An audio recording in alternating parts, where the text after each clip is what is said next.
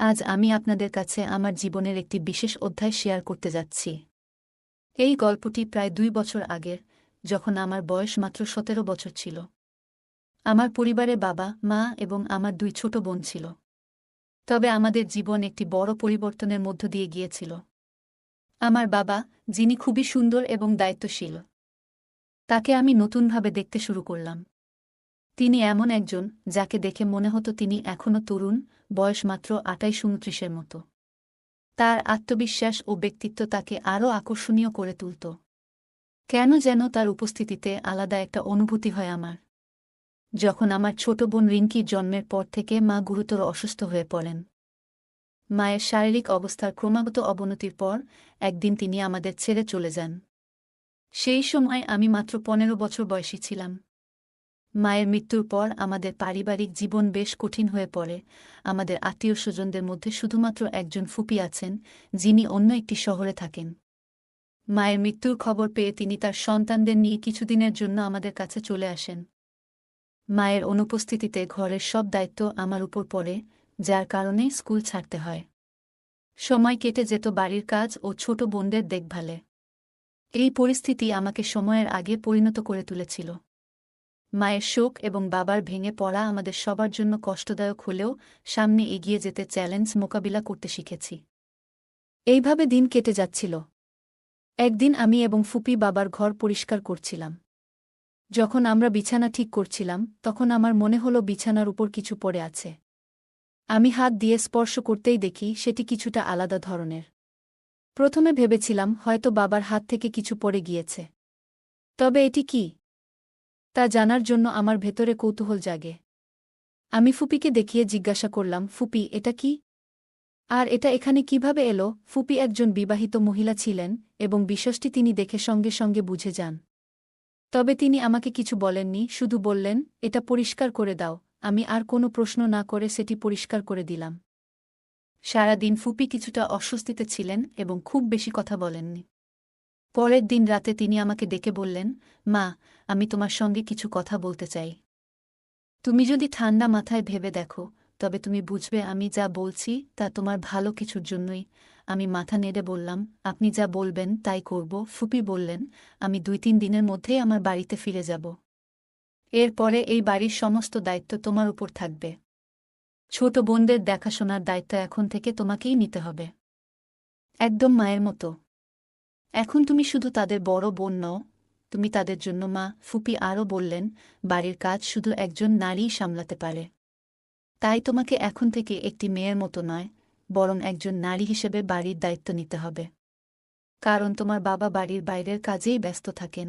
এরপর তিনি আমার ছোট ২ বোনকে ডেকে বললেন, আজ থেকে তোমরা তোমার দিদিকে মা বলে ডাকবে। তারা দুজন মাথা নেড়ে রাজি হল। ফুপি তখন আমার দিকে তাকিয়ে বললেন, এখন তোমার ছোট বোনদের শুধু একটি বড় বোন নয়, বরং মায়ের প্রয়োজন। ফুপির কথা শুনে আমি একটু অস্বস্তি বোধ করলাম। মনে হলো ভেতরে ভেতরে কিছু পরিবর্তন হচ্ছে। কিন্তু আমি কিছু বললাম না। এরপর ফুপি বললেন, তুমি খাওয়ার প্রস্তুতি নাও। তিনি তার কাজে ব্যস্ত হয়ে গেলেন, আর আমি রান্নার কাজে লেগে গেলাম। রাতের খাবারের সময় রিঙ্কি বলল, মা, আমাকে সবজি দাও। তার মুখের মা ডাক শুনে আমি একটু লজ্জা পেয়ে গেলাম। কারণ বাবাও তখন আমাদের সাথে বসেছিলেন। বাবা কিছুটা অস্বস্তি বোধ করলেন। তবে ফুপি তাকে বুঝিয়ে বললেন, বড় বোন মানে মায়ের মতো। আমি তবুও বাবার দিকে তাকাতে পারছিলাম না। আর আমার ছোট বোনেরা আমাকে বারবার মা বলেই ডাকছিল। তবে আজ আমি বাবার মুখে একটি আনন্দের হাসি দেখতে পেলাম, যা দীর্ঘদিন পর তার মুখে ফুটে উঠেছিল। খাওয়া শেষ হলে সবাই নিজেদের ঘরে চলে গেল। আমি রান্নাঘরে থালা বাসন ধুতে গেলাম। আজ মনে হচ্ছিল কিছু একটা বদলে যাচ্ছে। সত্যি, এটি আমার জন্য একটি অদ্ভুত পরিস্থিতি ছিল। থালা বাসন ধুয়ে আমি বিছানায় চলে গেলাম। আমার ছোট ২ বোনও আমার সাথে ঘুমাতে এলো। সেদিন রাতটি আমার জীবনের একটি নতুন অধ্যায়ের সূচনা হয়ে রইল। মনের ভিতর বাবার প্রতি আলাদা কিছু একটা কাজ করছে, কিন্তু আমি তা বুঝতে পারছিলাম না। সারা রাত আমি এক অদ্ভুত চিন্তায় ডুবেছিলাম। পরের দিন সকালে ২ ছোট বোনকে প্রস্তুত করে স্কুলে পাঠিয়ে দিলাম। বাচ্চাদের স্কুলে যাওয়ার পর বাবা বললেন, অর্পিতা, আমার জন্য নাশতা তৈরি করে দাও। আমাকে অফিসে যেতে হবে। আমি তাড়াতাড়ি নাশতা বানিয়ে দিলাম, আর বাবা চলে গেলেন। বাবার সামনে আজও আমি চোখ তুলতে পারছিলাম না। কিন্তু তার চোখে আজ আমি এক অন্যরকম উজ্জ্বলতা দেখলাম, যেন তিনি কিছু খুঁজে পেয়েছেন। বাবা চলে যাওয়ার পর ফুপি আমাকে বললেন, অর্পিতা, তুমি এখন বেশ ভালোভাবেই বাড়ির দায়িত্ব সামলাতে শিখে গেছ। তবে আরেকটি বিষয় আছে, তোমার বাবা এখান থেকে অন্য জায়গায় পোস্টিং করাচ্ছেন। 1-2 সপ্তাহের মধ্যেই নতুন জায়গায় চলে যাবেন এবং তার জন্য একটি বাড়িও পেয়ে গেছেন। আরেকটি কথা, তুমি কি মনে করো তোমার মায়ের মৃত্যুর পর তোমার পড়াশোনা বন্ধ হয়ে যাওয়া এবং তোমার উপর এত দায়িত্ব দেওয়া ঠিক হয়েছে? এই নিয়ে তুমি কি কিছু মনে করো? আমি ফুপিকে বললাম। না ফুপি, আমি খুশি যে আমি বাড়ির দায়িত্ব নিতে পেরেছি। ফুপি হাসলেন এবং বললেন, এটা খুব ভালো কথা। এরপর ফুপি আমাকে বললেন, অর্পিতা, তোমার বাবা এখন ভেতরে ভেতরে তোমার মাকে খুব মিস করেন। মায়ের অভাব তার উপর অনেক প্রভাব ফেলছে এবং তার শরীরের অবস্থাও তেমন ভালো না। আমি তার বোন হিসেবে কখনো চাই না যে তিনি তার জীবন নষ্ট করে দিন। আমি জানি একজন পুরুষের জন্য একা থাকা কতটা কঠিন, বিশেষত যখন তার পরিবার রয়েছে। তাই আমি মনে করি তোমার বাবার জীবনে নতুন করে একটি সঙ্গীর প্রয়োজন। আমি ফুপির কথায় কিছুটা অবাক হলেও বুঝতে পারলাম তিনি বাবার জন্যই ভাবছেন। আমি ফুপিকে বললাম, তাহলে আপনি বাবাকে বোঝানোর চেষ্টা করুন, যাতে তিনি নিজের জীবন আরও ভালোভাবে কাটাতে পারেন। ফুপি উত্তর দিলেন, অর্পিতা, আমি তাকে বোঝানোর চেষ্টা করেছি। কিন্তু আমি জানি একমাত্র কোনো নারীই তাকে পুরোপুরি বোঝাতে পারবে। এতদিন তোমার মা বেঁচে ছিলেন বলে আমি এ বিষয়ে কিছু বলিনি। কিন্তু এখন তোমার মায়ের অবর্তমানে আমি ভাবছি তাকে নতুন করে জীবন শুরু করতে সাহায্য করা উচিত। ফুপি আরও বললেন, তোমার বাবার জন্য এই সিদ্ধান্ত নেওয়া আমার জন্য সহজ নয়। কিন্তু আমি চাই না তিনি নিজের জীবন নষ্ট করে ফেলুন।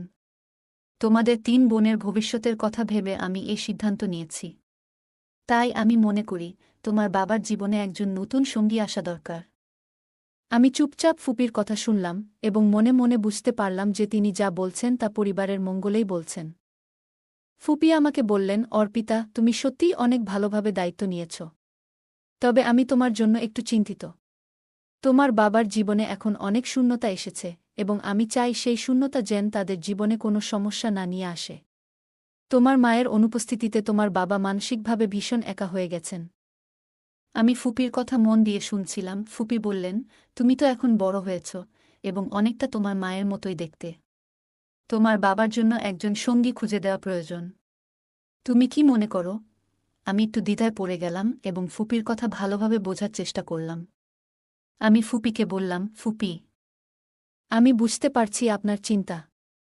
তবে এটি কিভাবে সম্ভব? ফুপি উত্তর দিলেন, আমরা চাই তোমার বাবার জীবনে কেউ আসুক যিনি তোমার মায়ের অভাব কিছুটা পূরণ করতে পারবেন। এতে করে তোমার বাবার জীবন আর তোমাদের পরিবারের ভবিষ্যৎ উজ্জ্বল হবে। আমি ফুপির কথা শুনে ভাবতে লাগলাম। তিনি আমাকে বোঝানোর চেষ্টা করছিলেন যে জীবনের এই শূন্যতা পূরণ করা দরকার। এবং আমি তাদের কথার অর্থ বুঝতে পেরেছিলাম। তবে এ বিষয়ে চূড়ান্ত সিদ্ধান্ত নেবার জন্য সময় দরকার। আমি বললাম, ফুপি, আপনার কথা আমি বুঝেছি। তবে এই বিষয়ে ভাবার জন্য আমাকে কিছুটা সময় দিন। ফুপি আমাকে সান্ত্বনা দিয়ে বললেন, ঠিক আছে, তুমি সময় নিয়ে ভেবে দেখো। তোমার পরিবারের ভালোর জন্যই আমি এই কথা বলছি। এরপর দিনগুলো কেটে যেতে লাগল। ফুপি আমাদের পাশে থেকে সব সময় সাহায্য করতেন এবং আমাদের জন্য আরও ভালো ভবিষ্যৎ গড়ার চেষ্টা করছিলেন। আমি বুঝতে পারছিলাম জীবনের চ্যালেঞ্জগুলো মোকাবিলা করতে ধৈর্য আর সহানুভূতি প্রয়োজন। ফুপি একদিন আমাকে বললেন, নিশি, তুমি এখন অনেক বড় হয়ে গেছ। তোমার উপর দায়িত্ব অনেক বেড়েছে। আমি তোমার ভালো চাই এবং তোমার ভবিষ্যৎ নিয়ে ভাবছি। তোমার বাবার জীবনে এখন অনেক শূন্যতা এসেছে যা আমাদের ঠিক করতে হবে। আমি ফুপির কথা শুনে কিছুটা দ্বিধায় পড়ে গেলাম। তিনি আমার দিকে তাকিয়ে বললেন, তোমার বাবার জীবনে একজন সঙ্গী প্রয়োজন। তোমার মায়ের অভাব তিনি গভীরভাবে অনুভব করছেন এবং আমরা চাই তিনি আবার স্বাভাবিক জীবনে ফিরে আসুন। আমি কিছুটা অবাক হয়ে জিজ্ঞাসা করলাম, ফুপি, আপনি কি বলতে চান? তিনি বললেন, তুমি তো দেখেছ তোমার বাবা কতটা ভালো মানুষ। তবে একা জীবন কাটানো সহজ নয়। যদি তার জীবনে একজন ভালো সঙ্গী আসে তাহলে তিনি আবার সুখী হতে পারবেন এবং তোমাদের পরিবারের জন্য এটি ভালো হবে। আমি ফুপির কথাগুলো মন দিয়ে ভাবতে লাগলাম। তিনি বললেন, তুমি তো অনেক দায়িত্বশীল। তোমার ছোট বোনদের দেখাশোনা করছ, ঘর সামলাচ্ছ, এখন তোমার বাবার জীবনেও কিছু পরিবর্তন আনতে হবে। আমি শুধু চাই তোমরা সবাই ভালো থাকো। আমি বললাম, ফুপি, আমি বুঝতে পারছি। তবে এই বিষয়ে সিদ্ধান্ত নিতে আমাকে সময় দিতে হবে। ফুপি বললেন, ঠিক আছে, তুমি ভেবে দেখো। আমি জানি তুমি সবসময় সঠিক সিদ্ধান্ত নেবে, আর তোমার বাপকেও তোমাকেই সামলাতে হবে। এরপর আমি অনেক সময় নিয়ে বিষয়টি নিয়ে ভাবলাম। বাবার খুশি আর আমাদের পরিবারের ভবিষ্যৎ নিশ্চিত করা সত্যিই খুব গুরুত্বপূর্ণ ছিল। আমি বুঝলাম জীবন চলতে থাকে এবং অনেক সময় নতুন সিদ্ধান্তই আমাদের জন্য সঠিক পথ দেখায়। তোমার বাবার মধ্যে এখনও অনেক ভালো মনের মানুষ আর অনেক সুন্দর, এবং আমি মনে করি যদি তিনি আজ তোমার মতো একটি মেয়েকে প্রপোজ করেন, তবে হয়তো কেউ না বলবে না। তাহলে তুমি কেন বলবে না? তিনি তোমাকে সবভাবে সুখী রাখতে পারবেন। তোমরা দুজন একে অপরকে খুব ভালোভাবে জানো। একটি কথা মনে রেখো, তুমি একবার বলেছিলে তুমি তোমার জীবনে কখনোই এই সিদ্ধান্তে অনুতাপ বোধ করবে না। তোমার কাছে এত আনন্দ আসবে, বলো তুমি কি মনে করো? আমি বললাম, তিনি আমার বাবা এবং আমি তার সন্তান। তিনি আমাকে জন্ম দিয়েছেন এবং আমি এখনও মাত্র 15 বছর বয়সী। আমি তো এখনও হাই স্কুলও শেষ করিনি। তিনি কখনোই এটা মেনে নেবেন না। আমাকে কিছু সময় প্রয়োজন চিন্তা করার জন্য। তখন যদিও আমার ফুপি বলল, 2 ঘন্টা পরে তোমার বাবা বাড়ি ফিরবে এবং আমাকে বাস স্ট্যান্ডে নামিয়ে দেবে। সুতরাং তোমার উচিত এখনই চিন্তা করা। আমি বললাম, এটা তো খুবই কম সময়। ফুপি বলল, শুধু 2 ঘন্টার মধ্যেই তোমাকে সিদ্ধান্ত নিতে হবে। তুমি আমার ভাইয়ের বউ হবে না, আমি তোমার ফুপি হিসেবেই থাকব। এরপর ফুপি অন্য ঘরে গিয়ে প্যাকিং শুরু করল এবং আমি আমার ঘরে বসে বাবার কথা ভাবতে লাগলাম।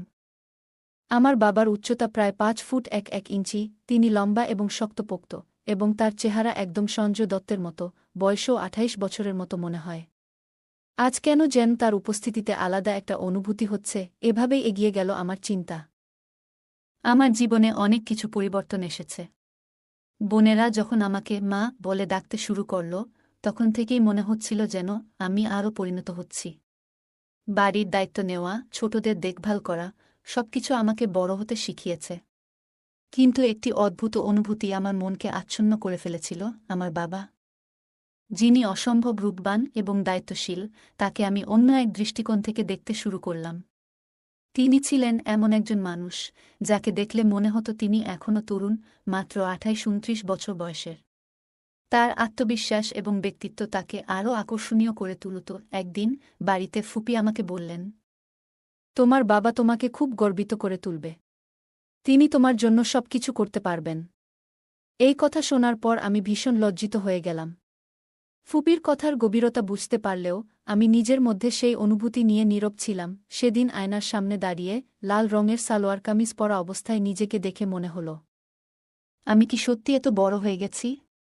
আমার মনে প্রশ্ন জাগল, আমি কি আসলেই কাউকে জীবনসঙ্গী হিসেবে পাওয়ার যোগ্য হয়ে উঠেছি? এই ভাবনাগুলো আমাকে বিভ্রান্ত করত। আমি বাবাকে সবসময় একজন শক্তিশালী এবং নির্ভরযোগ্য ব্যক্তিত্ব হিসেবেই দেখতাম। কিন্তু আজ এই ভাবনাগুলো আমার মনের গভীরে নতুন প্রশ্ন তৈরি করছিল। আমি কি নিজেকে বুঝতে পারছি, নাকি এই অনুভূতিগুলো কেবল মনের এক ধরনের খেলা? আমার মন যখন এইসব ভাবনায় ডুবেছিল, তখন মনে হল এই অনুভূতিগুলোকে কেবল একটি দায়িত্বপূর্ণ সম্পর্কের দৃষ্টিকোণ থেকেই দেখতে হবে। কারণ বাবা হলেন এমন এক ব্যক্তি যিনি পরিবারের প্রতিটি সদস্যকে ভালোবাসার শক্তিতে বাঁধতে পারেন। তার প্রতি আমার শ্রদ্ধা এবং ভালোবাসা আমার মনকে আরও শান্ত এবং সুস্থির করে তুলল। আমার জীবনে এক অদ্ভুত সময় এসেছে। ফুপি মাঝে মাঝে এমন কিছু কথা বলেন যা আমাকে গভীরভাবে ভাবতে বাধ্য করে। আজ তিনি বললেন, তুমি এখন একজন পরিপূর্ণ নারী। তুমি নিজেই নিজের জীবন গড়তে পারবে। এই কথাগুলো আমাকে ভাবিয়ে তুলল। আমি আয়নার সামনে দাঁড়িয়ে নিজের প্রতিচ্ছবি দেখছিলাম। নিজেকে দেখে হঠাৎ মনে হল, আমি কি সত্যি একজন জীবনসঙ্গী খোঁজার উপযুক্ত হয়ে গেছি? বাবা সবসময় বলতেন, নিজের যোগ্যতা এবং স্বপ্নের প্রতি সৎ থেকো। এই কথাগুলোই আমাকে অনুপ্রাণিত করত। বাবা, যিনি আমাদের পরিবারের মজবুত ভিত্তি, তাকে দেখে সবসময় মনে হতো তিনি কেবল একজন আদর্শ মানুষই নন, বরং একজন আদর্শ জীবনসঙ্গী হিসেবেও অনন্য। তার দৃঢ় ব্যক্তিত্ব এবং কোমল হৃদয় আমাকে ভাবিয়ে তুলত। আমি কখনোই এই দৃষ্টিকোণ থেকে বাবাকে ভাবিনি, কিন্তু ফুপির কথাগুলো যেন আমার মনের গোপন দরজাগুলো খুলে দিয়েছে। আমি আয়নার সামনে দাঁড়িয়ে নিজের চুল ঠিক করছিলাম, তখন মনে হল, এমন একজন জীবনসঙ্গী পেলে কেমন হয়, যিনি বাবার মতো দায়িত্বশীল, যত্নশীল এবং শক্তিশালী। সেই ভাবনা আমাকে আরও সাহস দিল, কারণ জীবনে এমন একজন সঙ্গীর প্রয়োজন যিনি শুধু ভালোবাসা দেবেন না, বরং জীবনের প্রতিটি চ্যালেঞ্জে পাশে দাঁড়াবেন।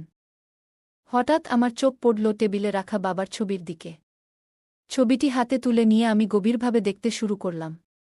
ছবির প্রতিটি ভাঁজ যেন তার জীবনের গল্প বলছিল। তার আত্মবিশ্বাসী হাসি, তার দৃঢ় চাহনি, সবকিছু আমাকে গভীরভাবে মুগ্ধ করল। বাবার প্রতি আমার শ্রদ্ধা এবং ভালোবাসা নতুনভাবে জাগ্রত হল। আমি বুঝতে পারলাম, জীবনের সবচেয়ে গুরুত্বপূর্ণ হল এমন একজন সঙ্গী খুঁজে পাওয়া, যিনি শুধুমাত্র ভালোবাসবেন না, বরং জীবনের প্রতিটি মুহূর্তে সমানভাবে পাশে থাকবেন। সকালে রোদ জানালা দিয়ে ঘরে ঢুকছিল, আর আমি বিছানায় বসে ভাবছিলাম, জীবন কিভাবে পরিবর্তন আনতে পারে। ফুপি সেদিন আমাকে বলেছিলেন, তুমি এখন এমন একজন জীবনসঙ্গী খুঁজে নেওয়ার জন্য প্রস্তুত, যিনি শুধু তোমার নয়, তোমার পরিবারের জন্যও দায়িত্ব নেবেন। এই কথা আমার মনকে অনেক প্রশ্নে জড়িয়ে ফেলল। আয়নার সামনে দাঁড়িয়ে নিজের প্রতিচ্ছবি দেখে মনে হলো, আমি কি সত্যিই এত বড় হয়ে গেছি যে আমার নিজের ভবিষ্যৎ নিয়ে সিদ্ধান্ত নিতে হবে? ফুপির কথা আমাকে অনেক কিছু ভাবতে বাধ্য করেছিল। তিনি সবসময় চাইতেন আমি এমন কাউকে বেছে নিই, যিনি আমাদের পরিবারের প্রতি দায়িত্বশীল হবেন। একদিন বাবা একটু তাড়াতাড়ি বাড়ি ফিরলেন। তিনি ফুপিকে বাসস্ট্যান্ডে পৌঁছে দিতে যাবেন। আমি বাবাকে দেখে ভীষণ খুশি হলাম। তার উপস্থিতি সবসময় আমাকে আনন্দ দেয়। আজ যেন সেই আনন্দের মাত্রা আরও বেড়ে গিয়েছিল। ফুপি আমার ঘরে এসে বললেন, তুমি কি ভাবছ? তুমি কি এমন একজন জীবনসঙ্গী চাও, যিনি তোমার বাবার মতো দায়িত্বশীল এবং সৎ? আমি লজ্জায় মাথা নিচু করলাম। ফুপি আমার দিকে তাকিয়ে মুচকি হেসে বললেন, তোমার মতামত জানানো খুব জরুরি। তুমি কি সেই দায়িত্ব নিতে প্রস্তুত? আমি লাজুকভাবে মাথা নেড়ে সম্মতি জানালাম। ফুপি খুশিতে আমাকে জড়িয়ে ধরে বললেন, এই সিদ্ধান্ত তোমার জীবনে সুখ বয়ে আনবে। তুমি একজন শক্তিশালী নারী, এবং তোমার নির্বাচিত পথেই তোমার ভবিষ্যৎ গড়ে তুলবে। বাবার দিকে তাকিয়ে আমার মনে হল, তিনি শুধু একজন আদর্শ পিতা নন, বরং এমন একজন মানুষ, যিনি যে কারো জীবনে স্থিতিশীলতা আনতে পারেন। তার প্রতি আমার শ্রদ্ধা এবং ভালোবাসা আরও বেড়ে গেল। আমি নিজের মনে প্রতিজ্ঞা করলাম, জীবনে যাই আসুক, আমি সবসময় পরিবারের প্রতি দায়িত্বশীল থাকব। ফুপি আমাকে মুচকি হেসে বললেন, নিশি, তুমি এখন শুধু এই পরিবারের সদস্য নও, বরং এর মেরুদণ্ড। তোমার দায়িত্ব এখন অনেক বড়। তার কথাগুলো শুনে আমি প্রথমে কিছুটা অবাক হলাম। আমি বললাম, ফুপি, আপনি কেন এত আনুষ্ঠানিকভাবে কথা বলছেন? আপনি আমাকে তুমি বলুন না।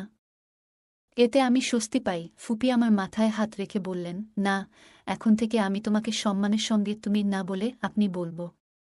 কারণ তুমি এখন এই পরিবারের কর্তা, এবং আমাদের সবার সম্মান তোমার প্রতি রইল। আমি তার কথার অর্থ বুঝতে পারছিলাম না, তাই অবাক হয়ে তার দিকে তাকালাম। তিনি আমার কাঁধে হাত রেখে বললেন, তুমি জানো, পরিবারের সবাই তোমার উপর নির্ভরশীল। তোমার উপস্থিতি শুধু এই বাড়ির নয়, এই পরিবারের শক্তি। তোমার এই জায়গা পেয়ে আমি গর্বিত। আমি লজ্জায় মুখ নিচু করে বললাম, ফুপি, আমি কি সত্যিই এত বড় হয়ে গেছি? ফুপি আমার মুখের দিকে তাকিয়ে বললেন, তুমি জানো, বাড়ির মেয়ে হওয়ার পাশাপাশি তুমি এই পরিবারের সবার ভরসার জায়গা। তোমার দায়িত্ব শুধু নিজের জন্য নয়, পুরো পরিবারের জন্য। তারপর ফুপি আমাকে মায়ের পুরনো আলমারির কাছে নিয়ে গেলেন।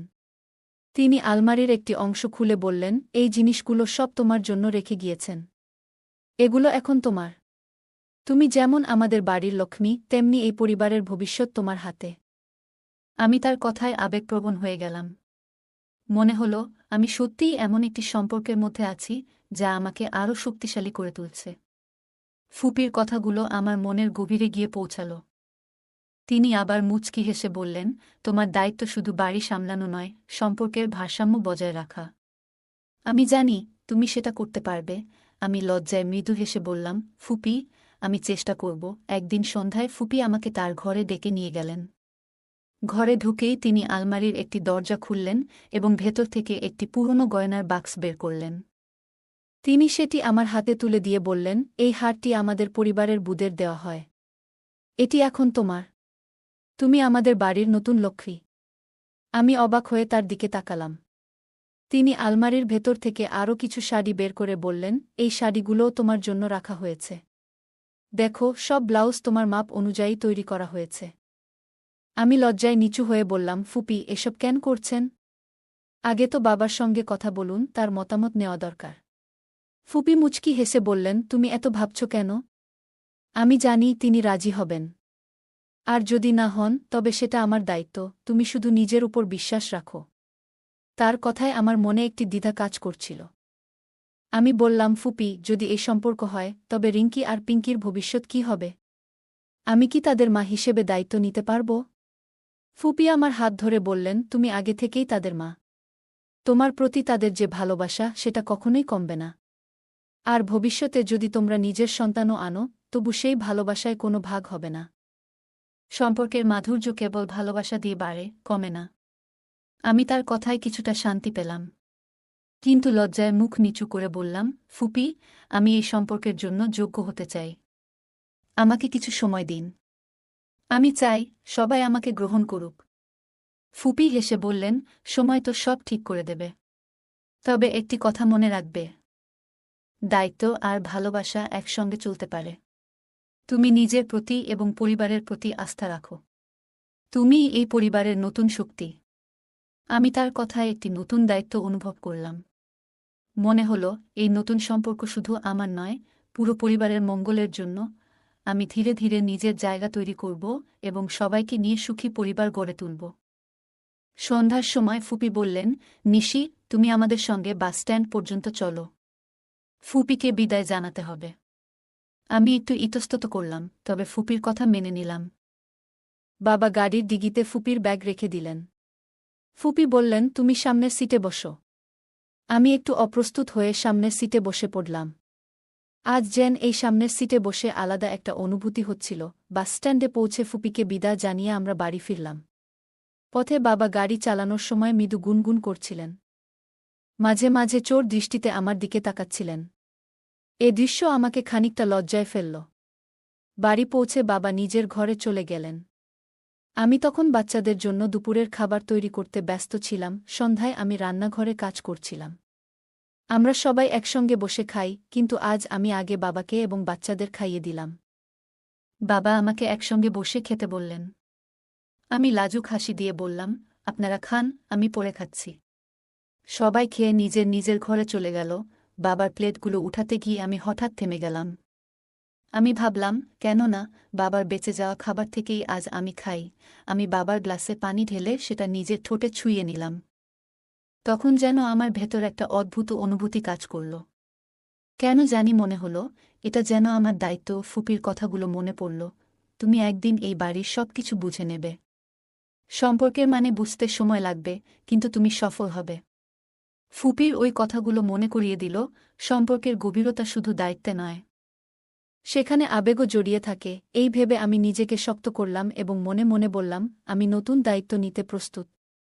এই সম্পর্ককে ভালোবাসা এবং দায়িত্ব দিয়ে সফল করতে আমি চেষ্টা করব। সন্ধ্যার পর ভাবতে বসেছিলাম, ফুপির কথাগুলো কতটা সঠিক। ফুপি আমাকে নতুন সম্পর্কের দিকে এগিয়ে নিয়ে যাওয়ার কথা বলেছিলেন। কিন্তু বাবা কি আসলেই এই সম্পর্কে রাজি হবেন? আমার মনে দ্বিধা ছিল। ফুপি কি এই বিষয়ে বাবার সাথে কথা বলেছেন? বাবার ঘরের সামনে দাঁড়ালাম। দরজার ফাঁক দিয়ে দেখার চেষ্টা করলাম। বাবার ঘরের জানালাটা খোলা ছিল, তাই দূর থেকেই স্পষ্ট দেখতে পেলাম।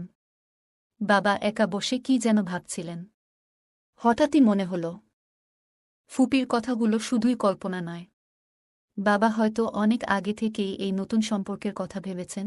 সকালবেলা বাবার যে দৃষ্টি আমার দিকে ছিল তা আজ আমার কাছে স্পষ্ট হয়ে গেল। সেটা শুধুই বাবার স্নেহময় দৃষ্টি ছিল না, বরং যেন এক নতুন দায়িত্ব এবং সম্পর্কের প্রতি প্রস্তুতির ইঙ্গিত। ফুপি নিশ্চয়ই বাবার সাথে কথা বলেছিলেন, আর তাতেই বাবা এই সিদ্ধান্তে এসেছেন। আমি নিজের ঘরে ফিরে এলাম, কিন্তু ঘুম যেন হারিয়ে গেছে। বাবার মুখটা বারবার চোখের সামনে ভেসে উঠছিল।